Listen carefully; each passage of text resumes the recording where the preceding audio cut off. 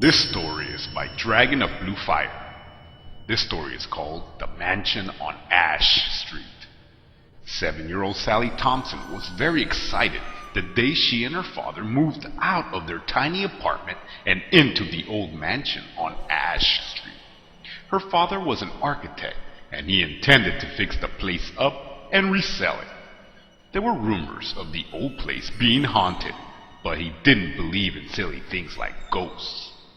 Sally had lived in the tiny apartment since she was born, so she was amazed by the size of the old mansion. "Which room is mine, Daddy?" she asked as her head turned to one side, then another. Her father laughed warmly as he carried in a heavy box. "Any one you want. Take a look around and find one you like," he told her. Sally eagerly ran off into the depths of the mansion to find her room. That night, Sally was lying in bed, relaxing and waiting to fall asleep. Her large window was open and letting in a pleasant breeze. Just as Sally was about to fall asleep, she heard a voice. "Get out!" She sat up straight in bed and looked around, but saw no one. Then she heard a hoarse whisper right next to her ear. "Or join us." Sally let out a terrified scream and shouted for her father. Her father ran in, turned on the light, and asked, "Sally, what's wrong?" Sally told her father what she'd heard. Her father sat down on the bed and hugged his daughter. "Oh, Sally, you're just nervous because it's your first night in your new room. The moaning was just this old house settling like old houses do. And the whispering was just the wind. The words were only in your imagination," he assured her. He was so sure that Sally believed him and calmed down.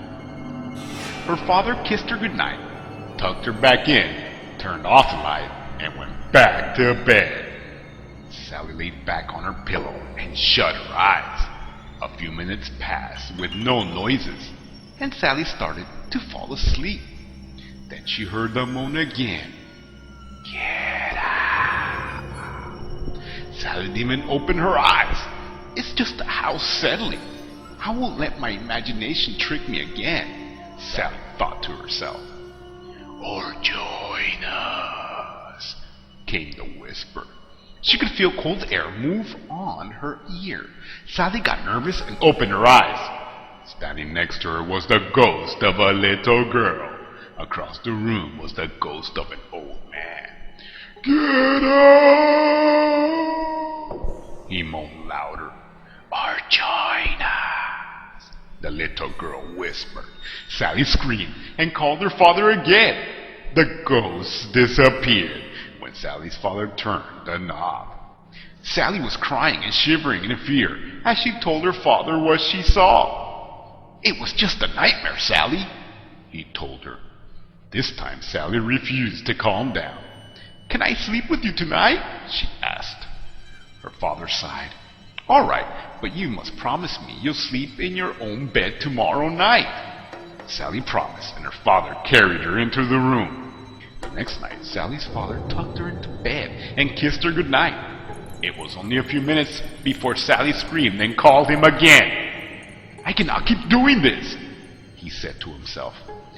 "I know. Tonight I will leave her alone. When she wakes up in the morning, she will see that there was nothing to be afraid of."